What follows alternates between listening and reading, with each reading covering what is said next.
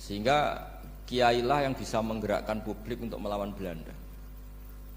Karena kiai ini juga yang megang otoritas publik. Man salaka thoriqan yaltamisu fihi ilman sahalallahu lahu bihi thoriqan ilal jannah.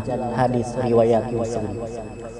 Barang siapa yang menempuh jalan guna untuk menimba ilmu, niscaya Allah akan memudahkan baginya berkat amalan tadi jalan menuju ke surga. Bahwa jihad itu dari kata jahada yujahidu mujahadatan. Kalau masdar mujarrodnya jahida dan baca jahada jadu jahdan wa jihadan, itu maknanya serius menekuni sesuatu. Jadi tidak harus bentuknya perang. Tapi Islam juga jangan anti perang, karena andaikan Islam itu tidak punya konsep perang, itu juga kita bingung saat kita dijajah Belanda. Jadi sesuatu itu pasti akan ada momennya, ada pembenarnya. Disebut kalau dalam fikih muqtadul hal.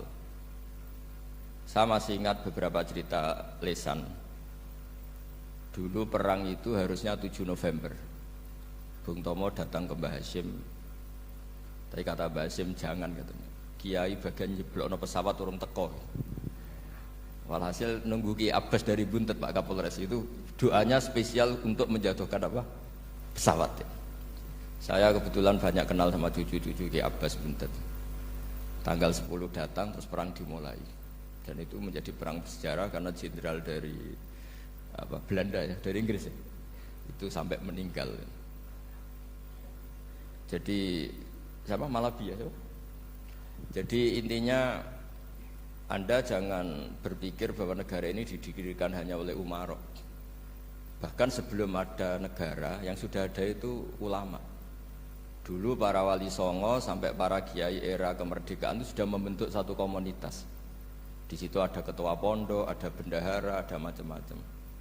Sehingga kiailah yang bisa menggerakkan publik untuk melawan Belanda. Karena kiai ini juga yang megang otoritas publik. Ketika seorang Mbah Hasyim Asy'ari memfatwakan jihad itu fardhu ain, maka semua orang berpikir harus jihad melawan kehadiran Belanda atau penjajah mana saja. Tapi itu satu sisi ya. Di sisi yang lain bahasa Arab itu ada sisi uniknya. Kalau menamai penjajah itu musta'marin atau al-isti'mar. Isti'mar itu meramaikan dunia. Karena memang bangsa kita dulu itu ya aneh. Tapi nak sampean ngrasani teman-teman ya kualat itu mbah-mbah jenengan. Kita ini dulu memang ya agak aneh. Belanda itu sudah penjajah tapi sama buyut-buyut kita dipanggil Doro. Bisa kamu bayangkan kiai saat itu untuk mengingatkan masyarakat pentingnya melawan Belanda. Wong manggil Belanda saja Doro tuan. Terus kemudian kita berfatwa melawan Doronya. Jadi benahi ilmunya saja wis sak penggawean kira-kira gitu. Jadi ngelola orang bodoh itu ya kangelan. Enggak dikelola itu bangsa kita, dikelola itu ya rodok goblok banget. Wong ngundang penjajah kok napa? Doro. Jadi itu PR besar. Tapi kiai itu punya seni untuk memberi penjelasan. Makanya di antara kelebihan ulama itu pasti warasatul anbiya itu di fatona ada unsur kecerdasan.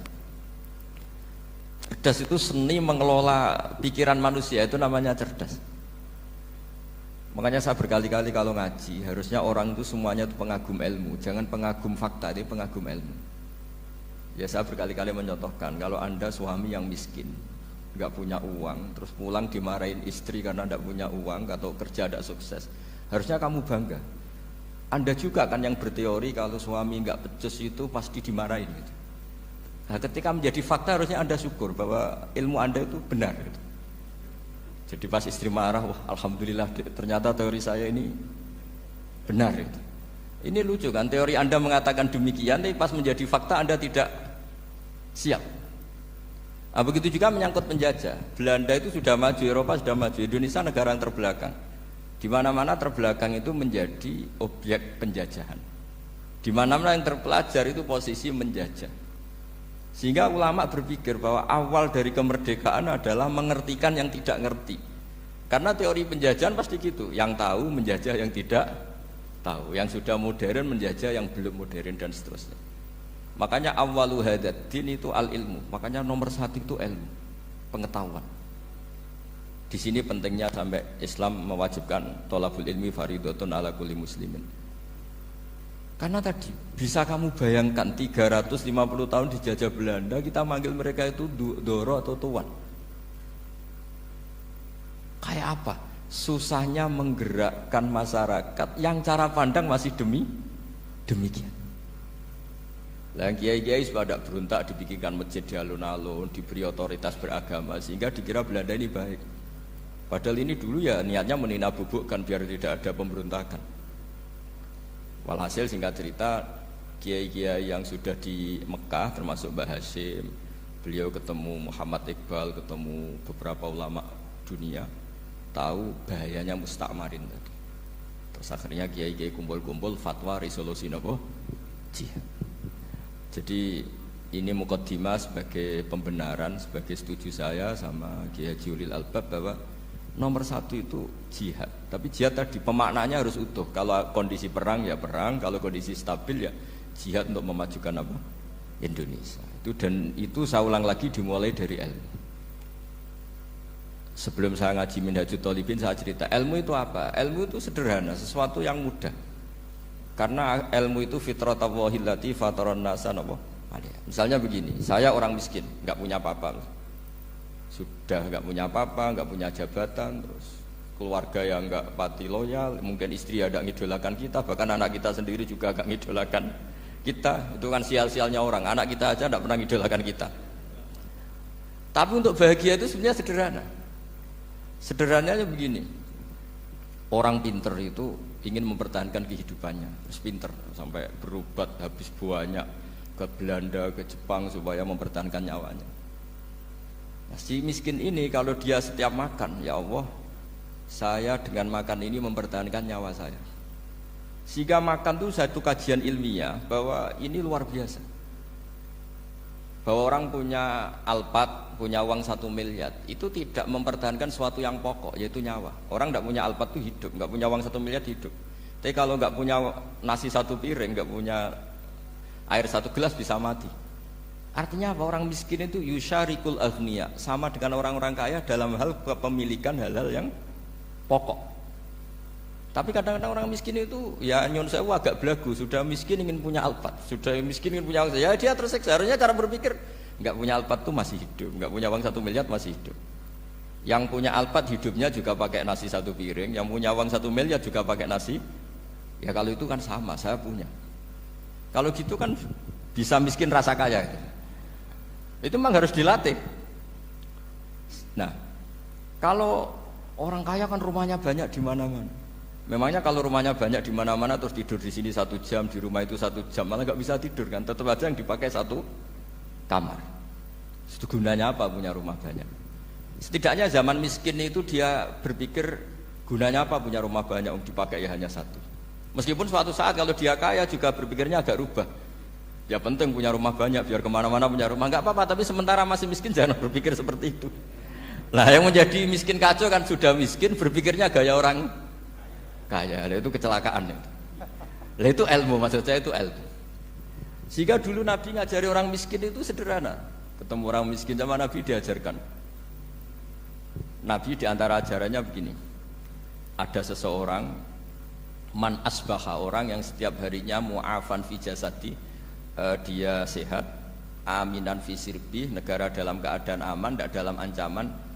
Indahu qutu yaumi, dia hari itu punya makan. Faka'an nama khizat lahu dunya bihadzafiriha, berarti dia sudah punya dunia dan isinya. Karena polanya sama. Buat Presiden Amerika itu yang untuk mempertahankan nyawanya ya makan pokok dan minuman pokok, bukan jabatannya sebagai presiden atau punya uang triliunan. Orang paling kaya di Indonesia juga gitu, untuk mempertahankan hidupnya juga dengan makanan pokok. Dan itu orang miskin punya. Kehidupan paling top itu apa? Ya kehidupan yang mempertahankan nyawa itu yang paling top, lainnya itu enggak. Karena mempertahankan nyawa ini super penting dan orang miskin bisa. Nah, saya berharap ilmu seperti inilah menjadikan dulu itu kuat ketika melawan Belanda. Kenapa kuat? Karena mereka gampang syukur. Barokahnya gampang syukur itu selesai dengan dirinya sendiri. Kalau bahasa intelektualnya itu, orang kalau sudah selesai dengan dirinya sendiri bisa berpikir memanfaati pada orang lain. Nah, dulu orang-orang miskin ketika era sahabat, termasuk era para ulama yang mendidik para umatnya, itu selesai dengan dirinya sendiri. Nah sekarang banyak orang miskin juga termasuk orang kaya, bahkan belum selesai dengan dirinya. Wah itu angel, ngajak jihad angel, karena dengan dirinya saja belum selesai. Maka masyhur itu kan ketika perang Tabuk, ada orang datang, kira-kira kalau Indonesia pakai beras 4 kilo, ya Rasulullah yang 2 kilo tak kasihkan keluarga kami supaya bisa makan, yang 2 kilo tak kasihkan jenengan untuk biaya perang. Perang Tabuk itu perang tersulit, disebut perang Dhatil Usra. Sekarang hitung saja, ini coba dihitung, mungkin yang bagian kasir tahu. Kalau 2 kilo kali 3.000, umat Islam pas itu sekitar hampir 3.000, itu sudah 6.000 kilo. 6.000 kilo itu artinya apa? Orang miskin ketika perang membiayai dirinya sendiri, itu satu. Kedua, dengan mental memberi, orang ini tidak tamak. Barokahnya tidak tamak, tidak nyalahkan yang kaya. Efek dari itu apa ketika perang Tabuk? Sumbangan dari Sayyidina Utsman yang jumlahnya besar sekali, yaitu diantaranya 1.000 dinar. 1 dinar kira-kira 4,25 gram, berarti sekitar 4.000 gram. Itu bisa diberikan alat perang. Sumbangan dari Abu Bakar juga bisa dipakai beli kuda untuk perang. Nah bayangkan kalau kebutuhan orang miskin ini untuk makan itu nggak mau urun. Wah saya miskin, nggak perlu urun, nah usaha miskin dipakai alasan terus. Maka jumlah 3.000 ini akan mengurangi anggaran untuk belanja peralatan perang, karena untuk konsumsi orang miskin. Udah gitu kadang mangane tanduk itu kan repot. Wes miskin mangane tanduk, nak antri mo kan ribet. Artinya apa? Perang ini tidak fokus karena ngurusi konsumsi untuk orang-orang miskin. Nah, dulu zaman Nabi orang miskin pun semuanya heroik. Mereka dibantu gak mau, inginnya bantu. Sampai dicibir sama orang munafik. Apa gunanya sedekah 2 kilo? Wong perang ini perang besar antar negara. Pas itu mau perang melawan Romawi. Sampai orang munafik bilang alladzina almizuna almuttawiina minal mu'minina fis sadaqati walladzina la yajiduna illa juhdahum faskharuna minhum. Orang-orang munafik digambarkan Allah orang-orang yang mencibir sedekah kecil. Wong untuk perang besar kok sedekahnya hanya 2 kilo. Tapi yang mahal bukan 2 kilonya. Kalau ada 1 juta orang miskin menyumbang negara 20.000, itu artinya apa? Kita punya rakyat yang inginnya hubungannya dengan negara memberi. Tapi coba kalau kita 2 juta rakyat yang inginnya dari negara mendapat, pegawainya demo ya. Nah ini ajarannya Nabi yang luar biasa. Dulu Nabi itu bisa mendidik orang miskin pun bermental memberi. Nah barokahnya bermental memberi ini mereka selesai dengan dirinya sendiri. Coba kalau mereka tidak bawa makanan sendiri ketika perang, mungkin kuda yang untuk perang, terus mereka berpikir, bu ini saja disembelih supaya kita bisa makan. Ribet kan? Ngapain beli senjata yang mutakhir, makan saja nggak bisa. Tapi barokahnya mereka urun sendiri. Mereka selesai dengan dirinya sendiri. Ini hebatnya didikan Rasulullah Shallallahu Alaihi Wasallam. Lalu dulu Mbah Hasyim dan kawan-kawan itu berhasil mendidik seperti itu. Santri yang miskin-miskin itu kalau ngaturi kiai duweni telo itu kayak no telo. Duwene wi ya dikekno wi. Sehingga kiai sing wis mapan-mapan, misalnya kados kula wonten kan mun setengah mapan. Ya akhirnya ya iso mangan wi. Jebule wi ku ya enak. Santri ya seneng mergo kiai ini seneng pancen wis suwi mangan pizza misalnya. Ya tapi nek sing melarat terus aku melarat kiai tak kei wi mosok doyan. Wis melarat medhit di alasan kan ribet kan. Ini yang perlu dihilangkan. Medhit kok berargumentasi. Tapi yang mahal itu bukan winya, mental memberi. Orang itu kalau mentalnya memberi itu berarti selesai dengan dirinya. Tapi kalau tidak bermental memberi pasti tamak. Dan tamak itu mesti menghakimi orang lain. Maka dalam kitab Hikam diterangkan penyakit terberat itu tamak. Kenapa? Karena orang pikir itu tidak ada kata-kata kitab Hikam, bukan kata saya. Yang ada itu tamak. Misalnya gini, saya kenal PLT Bupati Kudus. Tidak pernah saya bilang beliau kikir. Tapi sekali saya pernah ngajukan proposal tidak kesampaian. Wah, beliau medit. Jadi saya menvonis medit itu sebetulnya ya karena punya keinginan tidak kesampaian. Coba kalau ndak, mbok medit ora wis ra penting. Misalnya anak-anak muda sama orang-orang cantik di Jakarta, pernah nggak kamu bilang itu sombong? Enggak kan? Setelah kamu bilang, Mbak aku ingin kenalan Mbak sampeyan, terus dia agak mau, baru kamu bilang sombong karena keinginan kamu enggak. Nah, bayangkan kalau orang bermental tomak, kayak apa bangsa ini? Nah, sahabat itu dididik oleh Nabi, tomak itu selesai karena keinginan mereka memberi. Sehingga Indonesia bisa merdeka begini itu barokahnya didikan ulama, semuanya ingin memberi. Dulu belum ada negara, tentara-tentara kemerdekaan kalau di kampung-kampung itu ya dibiayai donatur-donatur. Termasuk bahasanya buyut saya dulu. Itu berapa ton aja beras untuk pasukan Hizbullah, pasukan TNI. Di Aceh ada Daud berih, ada yang baca berueh. Jadi baca aja kayak kira asap ada yang berih, ada berueh. Saya juga gak tahu orang Aceh kalau baca berih memang. Nyumbang berapa emas untuk kemerdekaan Indonesia. Yang Kesultanan Jogja Legowo, Jogja tidak lagi negara tapi diberikan bagian dari Indonesia dan seterusnya. Nah, jadi semua ini barokahnya didikan Rasulullah SAW yang diteruskan para ulamanya bahwa nomor satu didik masyarakat itu bermental memberi. Dengan bermental memberi apapun kecilnya ini selesai dengan dirinya sendiri. Itu kalau sampean nggak punya mental memberi nanti pulang dari Pemda, sok acara ini kabupaten berkata ini tok ribet itu. Awas itu, bar ngaji langsung lali berarti sampean. Sudah kalau nggak urun ini sudah luar biasa, nggak urun untuk berkat itu sudah luar biasa. Jadi itu yang makanya Nabi itu Quran dimulai wa mimma razaqnahum apa yunfikun. Quran mengajarkan bermental memberi yunfikun. Nabi berkali-kali ngulang al yadul ulya khairum al yadis sufla. Dan memberi itu tidak harus nunggu kaya. Gambarannya Quran tentang orang baik itu gimana? Alladzina yunfikuna fis sarra wadharra. Bukan fis sarra saja, ketika wadharra juga. Saya pernah guyon sama orang kaya di Jakarta. Dia uangnya miliaran, mungkin malah triliunan. Guyon sama saya, Gus saya ini sudah sekian bangun masjid di mana-mana. Saya ini berarti hebat. Enggak kata saya. Enggak ada masjid agama tetap jalan kata. Karena di kampung-kampung sudah banyak masjid kata. Masih keren tukang becak kata. Kok bisa Gus? Sampai nyumbang masjid 1 miliar, itu masjid apa kata saya? Ya masjid-masjid besar. Nah itu paling dipakai kubah atau menara atau apalah yang tidak mendesak. Tapi kalau orang miskin, ngutangi orang miskin itu kalau nggak utang hari itu nggak makan. Kan nggak mungkin tukang becak ke utang ada bank atau orang kaya raya kan kenal saja enggak. Mesti orang miskin utangnya sama orang miskin.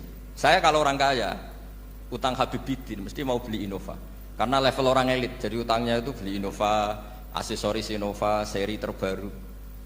Tapi kalau orang miskin sama orang miskin utangnya itu beras untuk nyawa. Artinya apa? Kalau saya diutangi Habibidin untuk beli Innova itu ganjarannya itu sekunder.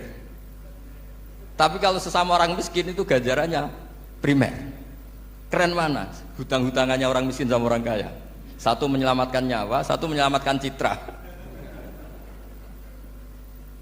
Dia baru sadar, ternyata orang miskin lebih hebat ketimbang saya, lebih hebat tapi tidak usah ditiru kata saya.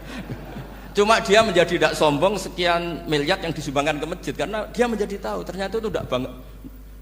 Nah kecuali masjid-masjid yang kamu nyumbang memang masjid perintis di daerah-daerah yang belum ada masjid. Kalau masjid-masjid besar itu kan kadang kebutuhannya sudah selera bukan pokok. Tidak saya ini cerita ya, jadi supaya orang tahu lah. Zaman Nabi itu orang sudah selesai semua dengan dirinya sendiri. Jadi maksud saya Islam nggak apa-apa tanpa masjid itu masjid yang sudah sifatnya selera. Indonesia kan masjid sudah sifatnya selera semua. Yang dikatakan masjid pokok kan yang dipakai sholat bisa, dipakai alat sesuci bisa. Tapi kalau sudah selera ya pondasinya harus begini, lampunya harus dari kristal, terus kubahnya itu sudah selera. Nah rata-rata sumbangan yang miliatan itu kan sudah ke selera. Sementara orang miskin utang-utangan sama orang miskin untuk menyelamatkan apa coba? Nyawa.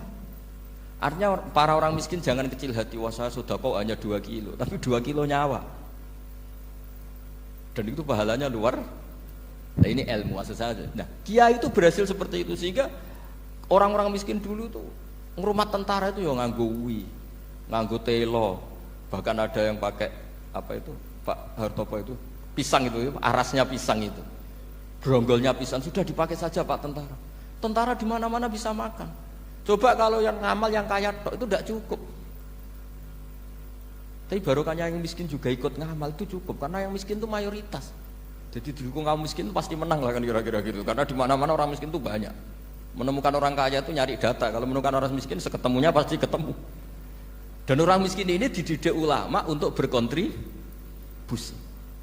Sehingga banyak tentara yang ketika dicari Belanda pura-pura jadi petani. Ini juga yang menyelamatkan orang miskin.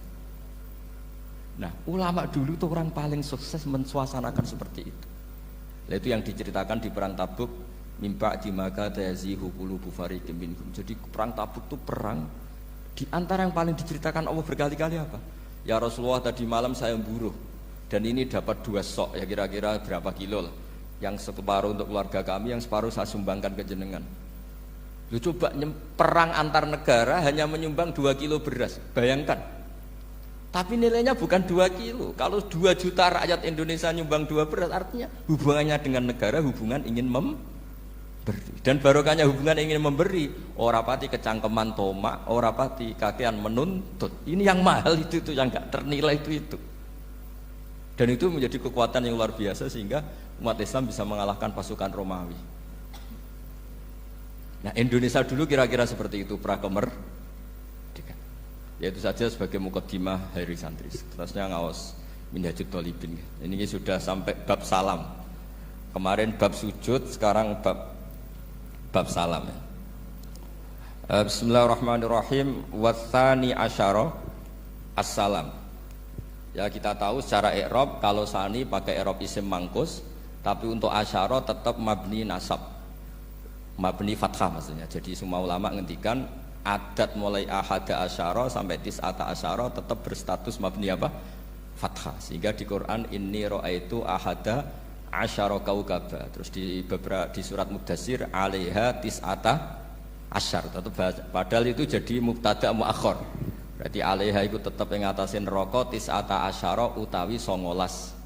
Tetap bacanya bukan tis'atu asyarin tapi tis'ata asyara. Jadi kita tahu secara hukum nahwu adat mulai ahada asyara sampai tis'ata asyara itu mabni apa? Fathah. Cuma khusus sani asyar yang saninya ini berstatus mangkus karena ada yaknya itu. Watsani asyar assalam wa aqalluhu assalamu alaikum wal asoh jawazu salamun alaikum. Qultu al asoh al mansus la yujzi'uhu. Jadi ulama itu ya lucu. Yang satu bilang al-asoh boleh salamun alaikum tanpa al. Tapi kata Imam Nawawi al-asoh harus assalamu alaikum. Sama-sama diklaim sebagai kaul paling apa? Asoh. Karena seperti kita tahu dalam bab fikih perkhilafan ulama itu rahmat. Ya saya ulang lagi, perkhilafan ulama itu rahmat. Contohnya ya ini, saya ulang lagi ya. Nomor 11 itu. Wasani asyar iku assalamu. Ya terus di sini disebut wa aqalluhu iku assalamu alaikum pakai al assalamu alaikum. Wal asohu te kaul sing asoh iku jawazu salamun alaikum olahe nglafatno mu salamun alaikum. Terus kultu dawe Imam Nawawi al asoh al mansus la yujzi'uhu wallahu a'lam. Jadi menurut Imam Rafi'i boleh salamun alaikum tidak pakai apa? Al. Itu juga diklaim sebagai al-asoh. Tapi menurut Imam Nawawi yang al-asoh harus assalamu alaikum, tidak boleh salamun alaikum. Terus wallahu a'lam wa annahu la tajibun niyatul khuruji. Jadi ketika Anda salam tidak harus niat keluar dari apa? Salat. Dengan kamu salam berarti otomatis keluar dari apa? Sholat. Nah ini menjadi problem menurut pemikiran banyak ulama. Karena ketika masuk sholat harus niat masuk sholat. Karena ketika kita takbir kan bisa takbir demo, ya kan? Kan macam-macam kan? Makanya untuk membedakan itu kan niat. Memang ini kata ulama bukan kata saya. Sekedar melafadzkan takbir ini kan demo ya takbir. Kamu kagum sesuatu juga takbir. Orang Indonesia itu kadang orang nggak sholat pun bilang subhanallah, memang sudah jadi bahasa nasional. Kalau kaget tuh bilang, saya punya kenalan Cina itu kalau punya uang ya mohon alhamdulillah. Tak tanya kok bilang alhamdulillah. Orang-orang Islam tuh kalau seneng bilang alhamdulillah. Yang ribet itu kubu sebelah. Kalau orang NU mau layasol itu mana tanya, Gus itu doa orang makan. Kok Kok bisa? Biasanya orang NU kalau makanan sudah keluar mau layasol, ribet. Aduh repot itu. Jadi kadang-kadang wiridan itu sudah jadi bahasa nasional. Jadi Cina orang nggak sholat tuh kalau punya uang ya bilang alhamdulillah. Kadang orang yang nggak sholat tuh tanya, datang ke saya, insya Allah. Ya ribet. Makanya ulama itu berdebat. Lafat-lafat seperti ini itu apakah wiridan apa adat?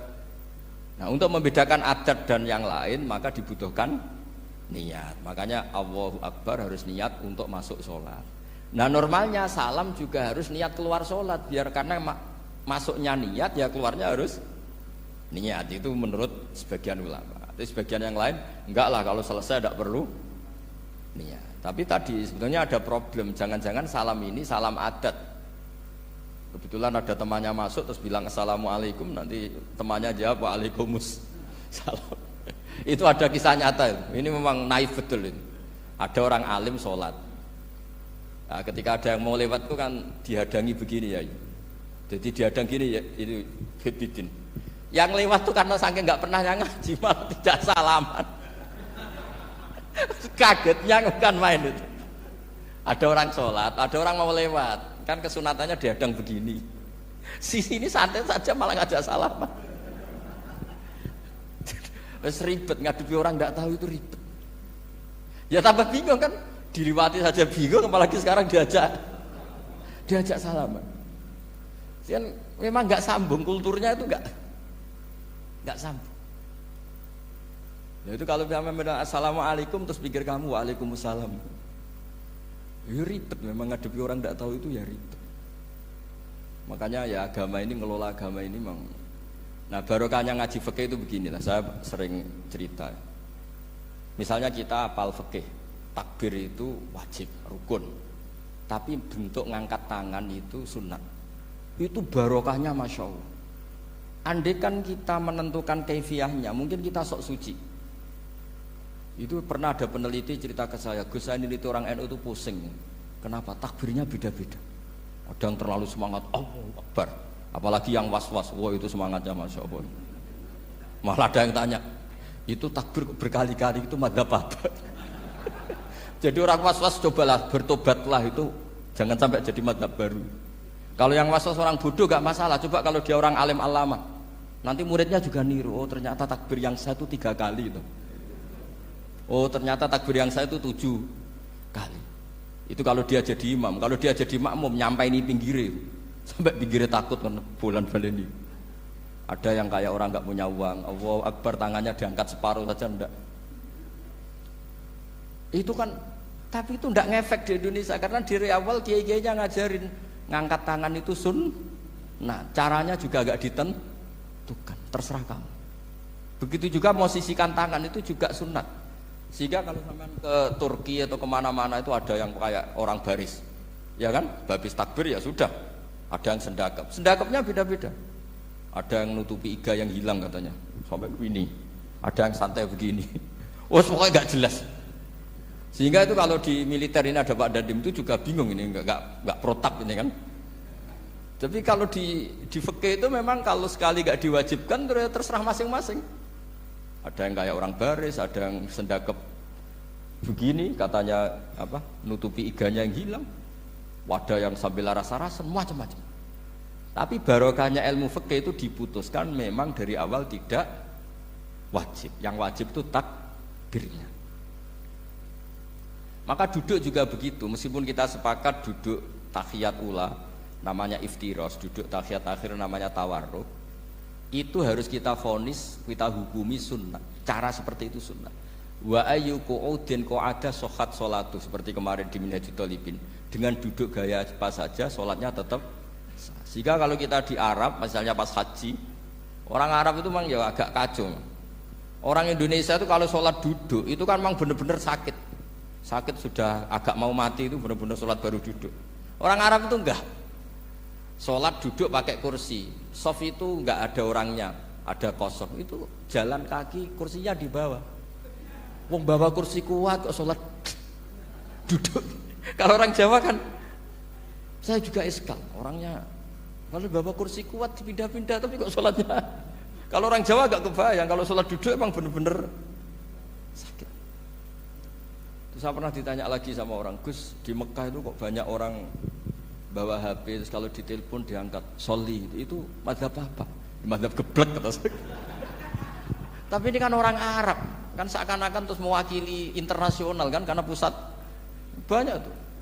Ditelepon digoleki telepone wong sae akeh golek ini tok wis kangelan ya. Warang ketemu soli patene. Nah, kita kan diajarin di kiai-kiai Indonesia kalau itu membatalkan apa? Salat. Jadi ribet. Nah, barokahnya kitab-kitab seperti ini meskipun kita di Indonesia itu mengikuti panduan yang diarahkan atau yang dibagukan oleh ulama-ulama. Nah, Indonesia itu makanya berkah. Saya sering ketemu ulama Mekah itu kalau muji haji Indonesia luar biasa. Bukan sekedar sopannya. Memang cara hajinya itu nyari kaul yang disepakati itu sah. Karena memang dilatih KBIH, dilatih Kemenang, masih dilatih kiai setempat. Meskipun niatnya ya kadang tidak baik. Saya pernah tak tanya, kenapa kamu latihan haji sebegitu? Kalau sholat kok enggak? Sholat gak sah, gak apa-apa, Gus, gak bayar, ini kaji. Oh, ternyata dia itu sholat bedino ratau kursus baik kulon. Bareng apa kaji oleh takok tenanan, tak takok. Oh, sholat kira tahu takok, nak kaji kok takok. Nak sholat rasa gak iman, Gus, gak bayar, ini kaji. Sebenarnya kurang ajar kata saya. Jadi ternyata sekarang terkuak. Kenapa orang-orang awam tuh kalau kaji kok semangat belajar? Semangatnya sama dengan sholat apa di bawah haji jauh sholat itu? Berpuluh-puluh tahun sholat tuh dengan gaya yang nggak ada perkembangan. Tapi haji pisan langsung keren. Ternyata karena bayar ya. Apa perlu ditiru? Sholat harus bayar supaya ini supaya. Ya itu alasannya itu. Haji rasa berat Gus, apa? Bayar Gus. Nak sholat rasa kok enggak bayar wae maksudnya. Padahal kalau kita ngikuti as-sholat imaduddin, sholat dengan haji itu afdal mana? Afdal sholat, harusnya lebih serius belajar sholat ketimbang belajar haji. Tapi setahu saya enggak ada kan KBIS ya, kelompok bimbingan ibadah sholat. Jadi ini kritikan saya, semoga didengar ya. Cobalah. Padahal riyen Raden Asnawi di Karang pesolatan. Supaya orang itu sholatnya benar ya, sholatnya benar. Ya jadi ngaji fikih seperti ini setidaknya Anda menjadi tidak mudah mengadili orang lain. Bahwa sholat itu yang takbir tok yang wajib. Misalnya baca ya Fatihah tok, sehingga kalau ada imam lupa baca surat ya gak apa-apa, memang dari tidak wajib. Jadi pemilahan wajib dan tidak ini penting supaya tidak menghakimi pada yang lain. Jangan sampai perilaku kesolehan itu menjadi bentuk yang mengadili, nggak boleh. Itu Pak Kapolres. Kalau di ilmu fikih itu ada ulama penjaga ilmu itu ekstrim-ekstrim. Dulu ada sahabatnya Nabi namanya Jabir bin Abdillah. Ini ada di kitab Bukhari, di kitab Sholat. Ya maksudnya al-ilmu tentang sholat. Itu semua yang di masjid itu sudah pakai jubah, pakai gamis. Kalau orang Indonesia mungkin ya pakai hem, pakai baju batik, pakai. Itu dia datang malah gamisnya dicopot, gamisnya dicopot, imamanya dicopot, terus tinggal pakai satu sarung. Terus dicancang di sini, akidan benatorofaihi ala atiku, dicancang begini, kayak cerita-cerita di perang pahlawan itu. Hanya dengan pakai sarung satu dikalungkan gitu. Terus ada orang-orang tabiin bilang gini, ungzuru ila ashabi Rasulillah, ini sahabatnya Nabi kok sholat dengan cara seperti itu, enggak islami banget ya, enggak keren banget lah. Terus kata Jabir bin Abdillah, saya sengaja melakukan ini supaya kamu tahu bahwa batas aurat yang dimaksud Nabi seperti ini. Shalla Rasulullah sallallahu alaihi wasallam fi izarin wahid akidan baina tarafaihi ala atiki. Saya pernah melihat Nabi sholat seperti saya ini. Tapi barokahnya itu akhirnya diketahui kalau batas auratul rajul hanya mabena surah war rukbah. Andai kan tidak ada perilaku Jabir seperti ini, orang akan ngira bahwa syaratnya sholat itu harus pakai jubah, syaratnya sholat harus pakai hem. Akhirnya orang-orang yang kebetulan tidak pakai jubah, tidak pakai hem bingung. Misalnya dia katoan seperapat, pakai kaos, neng tengah hutan, rasa sholat, ngaku ranggo jubah, ribet kan? Artinya apa? Ilmu ini harus dijaga konstitusinya. Barokahnya perilaku Jabir ini orang tahu batas aurat. Jadi yang lainnya itu mukamilah atau kesunatan. Nabi juga seperti itu. Semua sahabat itu tawaf itu musyatan, berjalan. Tapi Nabi sebagai tokoh dan pas itu sehat. Saya ulang lagi, pas itu sehat. Ini hampir semua ulama bilang pas itu Nabi sehat. Nabi malah naik unta. Itu kata Imam Nawawi dalam kitab Majmu', Nabi naik unta itu lebih afdol ketimbang yang jalan. Padahal trennya ibadah kan al-ajur bi qadrit ta'ab. Karena apa kata Imam Nawawi? Itu menjadi konstitusi ilmu bahwa syarat sahnya tawaf tidak harus jalan. Andai kan Nabi saat itu kok ikut jalan, maka dikira di antara syarat sahnya tawaf harus jalan. Maka kita kebingungan ketika pakai kursi roda karena tidak punya rujukan hukum. Tapi barokahnya Nabi pakai berkendara, orang menjadi tahu oh Nabi itu berjalan itu tidak menjadi syarat sah. Berkendara juga boleh. Ya ada juga sahabat yang sengaja omong-omongan, maksudnya tawaf kan kudune meneng ngiridan, tapi ada aja omongan untuk menunjukkan kalau ngomong itu tidak membatalkan tawaf. Sampai seperti itu ulama menjaga konstitusi ilmu. Makanya nyuwun sewu kayak kita ini yang anaknya tokoh, apalagi ini di sini ada Gus Albab, termasuk ada saya, yang anak-anaknya tokoh itu memang sudah harus mulai biasa lah. Karena dulu kalau soleh kebanget, itu yang ngel-ngel orang. Abu Bakar, saya tak cerita Abu Bakar itu soleh banget. Saking solehnya itu, ini nggak akan ada yang niru, saya yakin. Beliau itu hari pertama diangkat khalifah, hari berikutnya masih dagang di pasar. Singkat cerita ditegur supaya tidak usah dagang, dicukupi negara. Beliau setuju, dapat gaji. Setelah mau meninggal, semua gajinya itu disuruh ganti uang pribadi karena beliau merasa tidak nyaman. Uang mengkhidmati negara kok minta uang, ganti soal uang pribadi, diganti. Nah, itu ya tentu tidak wajib, pejabat juga agak minat niru. Nah tapi lucunya apa? Sayyidina Umar ketika Abu Bakar sudah meninggal itu kritiknya lucu. Kamu itu solehnya berlebihan. At-ab taman ba'dak. Sing repot sing genti. Nak soleh kok aja nemen-nemen. Mesti nak soleh ya dikira-kira lah, aja nemen-nemen. Sakake sing ngenteni repot. Makanya saya sering jagungan sama putra-putrane Mbah Mun itu nak keluarnya gitu. Abah wis alim, ganteng. Pengaruhnya gede, diterima semua pihak, repot sing gede. Mengenai kalau khusnudzon, nak kiai kok pas-pasan itu mesti wis dianggap strategi lah dengan cara seperti itu. Loh iya loh, kalau misalnya kita hanya Kapolres itu anak kita kan bisa Kapolda. Tapi kalau kita sudah Kapolri itu anaknya juga jadi Kapolda, belum kayak bapaknya kan. Jadi Kapolres belum kayak. Jadi kalau bapaknya hanya Kapolres kan anaknya masih gampang lah, nanti Kapolda sudah ngelangkai kan. Jadi kadang-kadang itu artinya ulama dulu itu hebat cara. Makanya kamu jangan kaya-kaya banget, jangan sukses-sukses banget. Kasihan anak kamu nanti ini. Kasihan itu. Makanya saya sebenarnya jadi kiai itu yang ingin bener-bener banget, tapi sakit santriku lah kira-kira. Ini bukan justifikasi tapi ini cerita saja cerita. Jadi di antara makalahnya Sayyidina Umar yang terkenal itu komentar Abu Bakar itu at-abta man ba'dak. At-abta ngel-ngel no sira man ing wong ba'daka sausi sira. Kowe iku terlalu bener sing repot aku iki penggantimu. Enggak aku maksa soleh tetep ora koyo Abu Bakar. Maksa soleh nek koyo kowe nek soleh ku kira-kira lah aja nemen-nemen gitu. Dadi penggantinya itu. Ini cerita ya, jadi saya mohon. Nah, barokahnya itu juga kesolehan yang massal itu diakui oleh ulama. Termasuk begini misalnya nyuwun sewu, Nabi itu menyebut kesolehan itu ya termasuk wa fi buti ahadikum sedekah. Kowe ngeloni bojomu ya sedekah.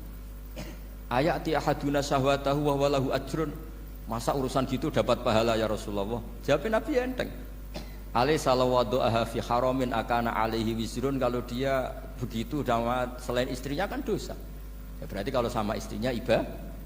Tidur ya ibadah, kumpul istri ibadah, bercengkrama sama keluarga ibadah. Akhirnya ulama bikin satu hukum yang luar biasa. Di antara hukum yang di kitab usul fikih itu begini. Mubah itu udah ada. Itsmamin mubahin illa wa yatahaqqaqu bihi tarku haramim ma. Fa'il zamu minas sukun tarkul qatli wa minas sukut tarkul qadzaf wal ghibah. Sehingga kita ulama misalnya melihat orang kampung sekatokan seprapat neng omah ngomel mbek bojone, mbok ngomel mbek anake, ini luar biasa karena ndak di diskotik, ndak di tempat-tempat yang seperti itu. Ana wong neng omah nglamun rokokan, wis delok tikus liwat misal. Lumayan ra delok gambar porno. Itu ada ulama yang berpikir itu karena tidak ada sesuatu yang mubah kamu lakukan kecuali saat itu Anda meninggalkan keharaman. Makanya kata ulama, mubah itu tidak ada. Karena saat melakukan mubah artinya Anda tarkul haram. Wa tarkul haram wajib, berarti fal mubah wajib. Sehingga ulama misalnya sampean turu mulai barisan nanti subuh, hada taroka zina wa taroka sariqah wa taroka kadza wa kadza. Semoga malaikat pakai usul fikih itu. Kalau malaikat pakai usul fikih itu, kamu tidur habis isya sampai subuh, hada tarokal maasi kasiroh. Nah, yang ribet kalau malaikatnya bagian khusyuk, hada tarokat tahajud, wa tarokal witro, wa tarokal itu ribet itu. Nah, kita semoga malaikatnya yang percaya pendapat tadi. Jadi ada dua pandangan, ada ulama mengatakan mubah itu tidak ada, karena tidak ada orang yang sedang melakukan mubah kecuali saat itu pasti meninggalkan keharaman. Makanya ini sirinya kenapa dulu kiai-kiai top itu sering jagungan. Orang tahu semua lah, Mbah Zubair sering jagungan, dulu Mbah Tur ya sering jagungan di depan Masjid Menara. Karena ingin mensuasanakan bahwa untuk menikmati hidup itu tidak harus dengan keharaman. Jagungan mbek konco ya seneng, gejul-gejulkan mbek konco ya seneng.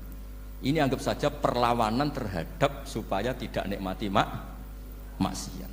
Wa qutbu hadaddin al-istidzad bil mubahat, kata Imam Ghazali. Inti beragama ini adalah nikmati sesuatu yang dihalalkan oleh Allah Subhanahu. Coba ketika orang lain bisa nikmat kalau harus ke tempat-tempat maksiat, kamu cukup nikmat ketemu konco gejol-gejolokan zaman mondok padha mlarate. Terus diterusno saiki yo jek melarat atau cocokan melarat itu kan keren loh.